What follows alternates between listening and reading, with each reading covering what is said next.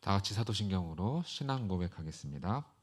전능하사 천지를 만드신 하나님 아버지를 내가 믿사오며 그 외아들 우리 주 예수 그리스도를 믿사오니 이는 성령으로 잉태하사 동정녀 마리아에게 나시고 본디오 빌라도에게 고난을 받으사 십자가에 못 박혀 죽으시고 장사한 지 사흘 만에 죽은 자 가운데서 다시 살아나시며 하늘에 오르사 전능하신 하나님 우편에 앉아 계시다가 저희로서 산자와 죽은 자를 심판하러 오시리라. 성령을 믿사오며 거룩한 공회와 성도가 서로 교통하는 것과 죄를 사하여 주시는 것과 몸이 다시 사는 것과 영원히 사는 것을 믿사옵나이다. 아멘. 다 같이 찬송가 218장 찬양하겠습니다. 찬송가 218장 찬양하겠습니다. 내 마음과 정성을 다하여서 주 너의 하나님을 사랑하라.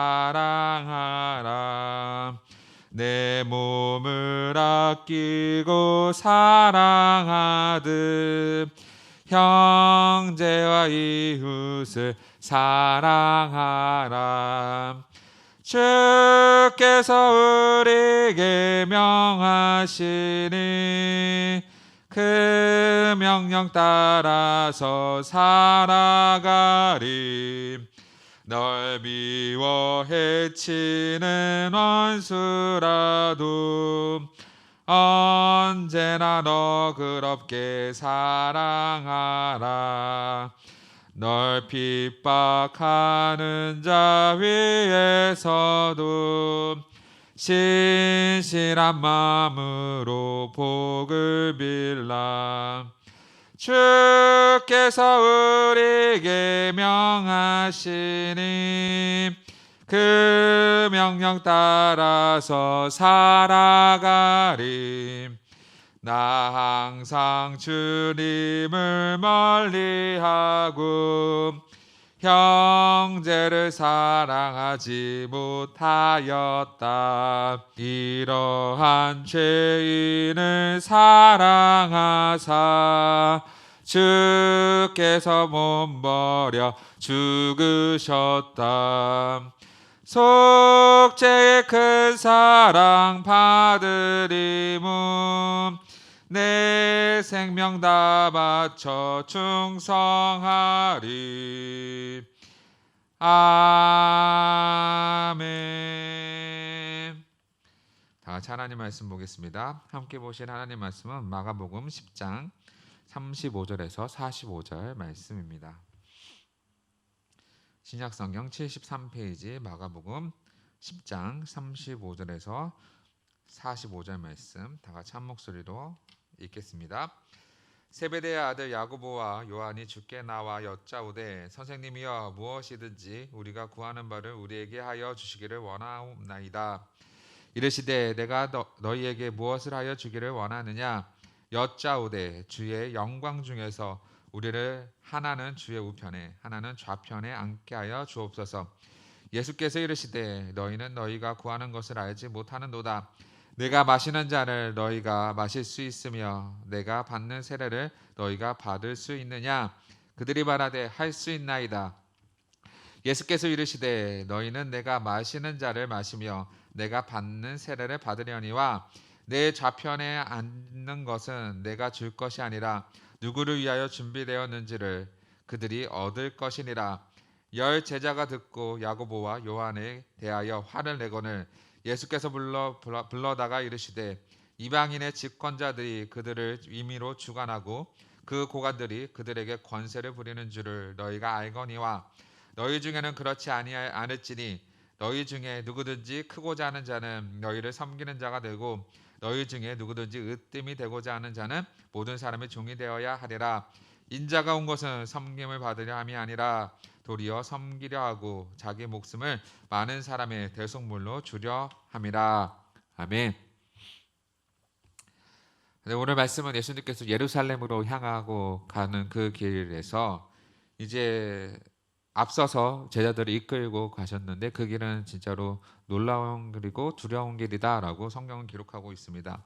그때에 여전히 제자들은 무지함을 드러내게 되는데 세베대의 아들 야고보와 요한이 주께 나와 여짜오되, 그러니까 세베대의 아들 요한과 야고보가 예수께 와서 물어봅니다. 무엇을 물어보냐면 무엇이든지 우리가 구하는 바를 우리에게 하여 주시기를 원합니다. 그러니까 자신들의 예수님께 무언가를 구할 것인데 어떤 것이 됐든 간에 그 말씀을 꼭 들어주세요라는 부탁의 말씀이죠.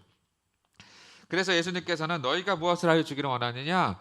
예수님께서 그 부탁을 들어주겠다라고 물어보시죠. 그때 뭐라고 이야기하냐면 주의 영광 중에 우리는 하나는 주의 우편에 하나는 좌편에 앉게 하여 주옵소서. 주의 영광 중에, 그러니까 제자들은 여전히 뭘 생각하냐면 이 땅을 다스릴 왕 메시아를 생각한 거예요. 다윗의 왕에 계승하시는 그 메시아. 그러니까 다윗의 왕을 물리적인 통치의 나라로 이해해서 다시 그 이스라엘이 회복될 것을 여전히 생각한 거예요. 그래서 예수님께서는 예루살렘으로 가는 그 길이 이제 왕권을 차지하기 위함이라고 생각했던 거죠. 그런데 사실상 예수님께서는 이미 몇 번째예요? 세 번째 죽음과 부활에 대해서 제자들에게 가르치셨음에도 불구하고 그들이 여전히 알지 못하고 뭘 요구하는 거예요? 하나는 우편에 하나는 좌편에 자신에게도 그 권세를 달라고 이야기하는 거예요. 참 무지한 자들이죠. 그러니까 뭔가를 예수를 믿고 뭔가 영광을 성취하려는 그러한 모습들을 보게 됩니다. 38절에 보면 예수께서 이르시되 너희는 너희가 구하는 것을 알지 못하는도다. 정확하게 지적하시죠. 너희는 지금 너희가 구하고 있는 것이 뭔지 모르면서 너희는 지금 구하고 있다라고 이야기하시는 거예요. 그러면서 내가 마시는 잔은 너희가 마실 수 있으며 내가 받는 세례를 너희가 받을 수 있느냐? 장과 세례를 통해서 이들에게 물어보셔요. 여기서 궁금한 건 뭐냐면 장과 세례라고 하는데 예수님께서 말씀하시는 장과 세례는 무엇일까라는 고민이 들긴 하는데 기본적으로 잔은 뭐냐면 고난의 잔이에요. 예수님은 고난의 잔을 마시잖아요. 그리고 세례는요, 세례 자체가 죽음을 의미하거든요. 고난의 잔과 죽음의 세례. 왜냐면 다 죽었다 살아나는 게 세례잖아요. 그런 것처럼 고난을 상징하고 죽음을 상징하는 거예요. 너희가 이것을 받을 수 있느냐라고 여쭤보시죠. 그런데 39절에 보면은 제자들이 뭐라 그래요? 그들이 말하되 할 수 있나이다. 뭔지도 모르면서 무조건 하겠다는 거죠. 왜요? 하나는 우편에 하나는 좌편에 그 왕권의 그 권세를 성취하기 위해서 장과 세례쯤이야 감당할 수 있습니다. 뭔지 모르겠지만 이런 의미예요. 그때 예수님께서 뭐라고 얘기하시냐면 너희는 내가 마시는 잔을 마실 것이고 내가 받는 세례를 받을 것이다 라고 얘기하세요. 이것은 가까운 이야기가 아니라 앞으로 먼 훗날에 야고보와 요한이 고난과 죽음에 대해서 사실 예수님께서는 그것을 내다보고 얘기를 하신 거예요. 지금 당장 인정해 주시는 것이 아니라 앞으로 너희는 그렇게 될 것이다 라고 말씀하시는 거죠. 그러면서 예수님께서 받으시는 이 장과 세례는요, 잘 아셔야 돼요. 고난의 잔을 받으세요.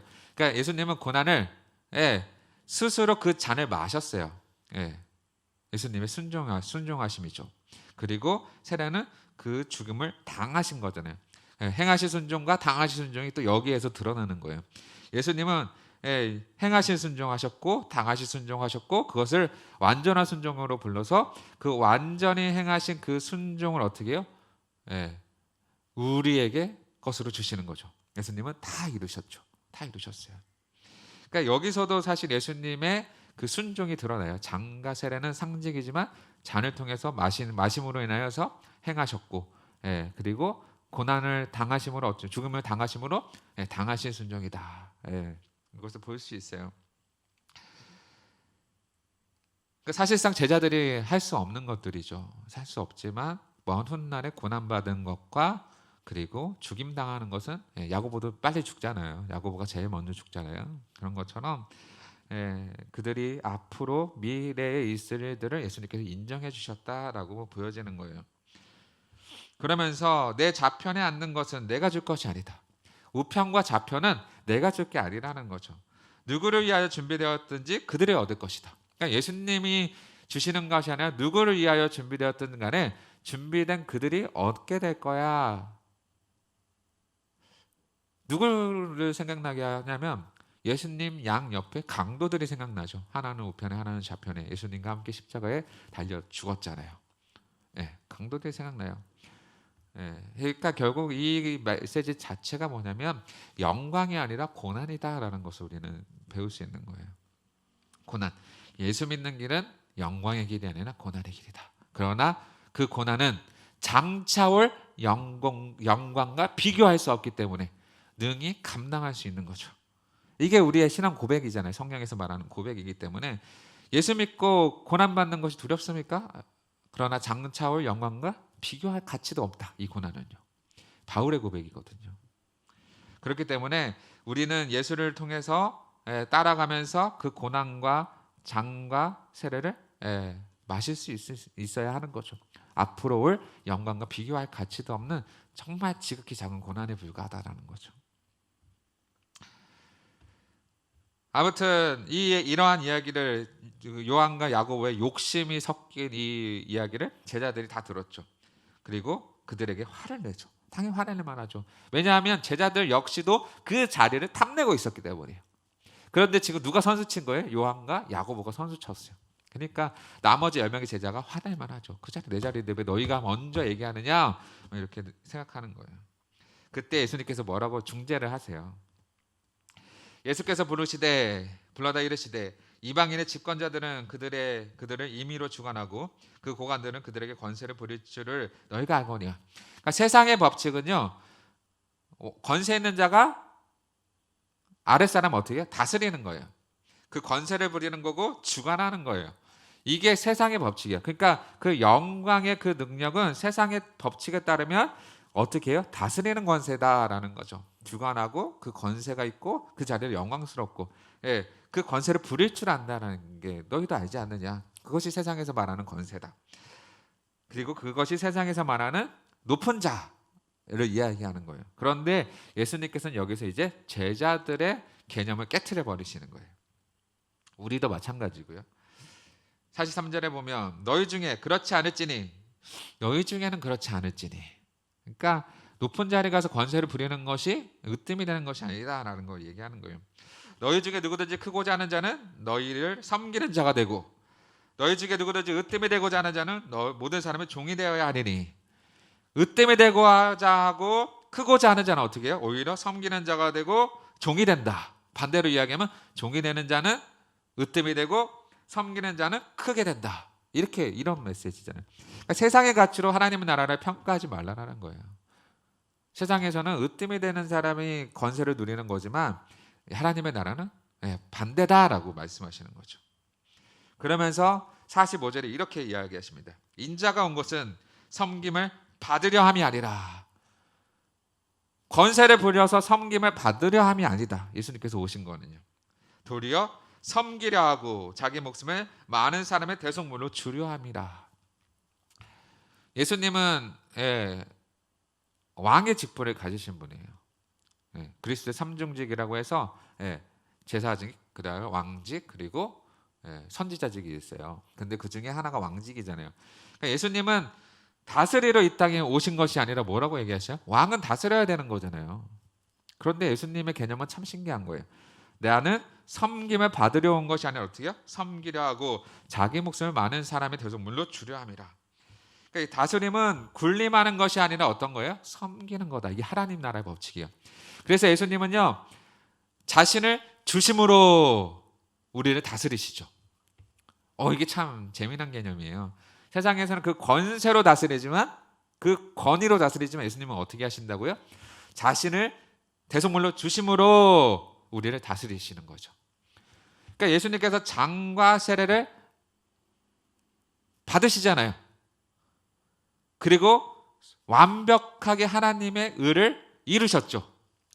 율법으로부터 그 의를 완성시키셨고 하나님으로부터 그 의를 만족시키셨고 죄와 사망의 권세로부터 자신을 내어주심으로 죽음과 사망의 권세를 값을 치르셨죠. 율법의 의를 지키시고 하나님의 의를 만족시키시고 죄와 사망의 값을 치르셨죠. 이 두 가지를 예수님께 다 하셨단 말이에요. 그리고 그 다 이루신 의를 어떻게 해요? 우리의 것으로 의에 전가시켜 주심으로 다 주시는 거잖아요. 예수님께서 완전히 이룬 의를 다 우리의 것을 주심으로 어떻게요? 우리를 다스리신다. 이게 하나님의 나라의 개념인 거예요. 예수님은 자신이 섬김을 받으러 온 것이 아니라 섬김을 하러 왔고 자신을 대속물로 주려 합니다. 이게 오늘날 하나님의 나라의 개념이냐면 교회 안도 마찬가지예요. 우리 성도와 교제 안에서도 마찬가지고 이 직분은요 군림하는 직분이 아니라 어떻게 해요? 섬기는 직분이다. 우리 자신을 내어줌으로 인하여 어떻게 해요? 다스려가는 거다. 이 개념을 우리가 이해해야 돼요. 세상의 가치의 개념이 그대로 교회 안에 와서 군림하고 있는 것이 아니라 어떻게 해요? 하나님의 나라의 예수님의 이 개념이 교회 안에 그대로 들어와서 우리가 그렇게 나아가는 거예요. 직분은 뭐냐면 섬기는 직분입니다. 장로든 집사든 목사든 다 섬기는 직분이에요. 우리를 희생함을 어떻게 해요? 교회를 다스려가는 거예요, 여러분. 그래서 직분이 어려운 거죠. 네. 목이 뻣뻣해지는 거 뒷짐지고 다니는 것이 아니라 어떻게 해요? 늘 겸손하게 섬김으로 다스린다. 이 예수님의 개념을 우리가 잘 받아들여야 됩니다.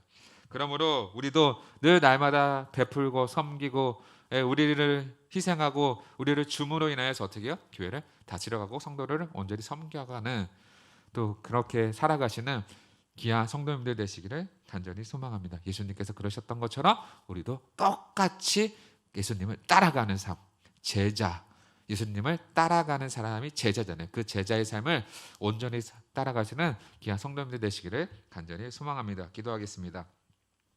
이 시간 기도할 때에 정말 세상의 가치로 이 땅을 군림하려 하는 것이 아니라 예수님께서 말씀하셨듯이 자신을 주심으로 통치하시는 것처럼 우리도 희생하고 베풀고 섬김으로 인하여서 이 교회 주님께서 맡기신 교회들을 또 직분들을 잘 다스려갈 수 있도록 해달라고 기도해 주시고 정말 그래서 늘 겸손하게 하나님 나라를 위해서 살아가는 자들 될 수 있도록 고난의 잔을 기뻐 받도록 기도해 주시고 또 코로나19의 종결과 정말 예배 회복과 성전 건축과 교회와 또 기타 여러 가지들을 위해서 기도하시다가 자유롭게 돌아가도록 하겠습니다. 기도하겠습니다.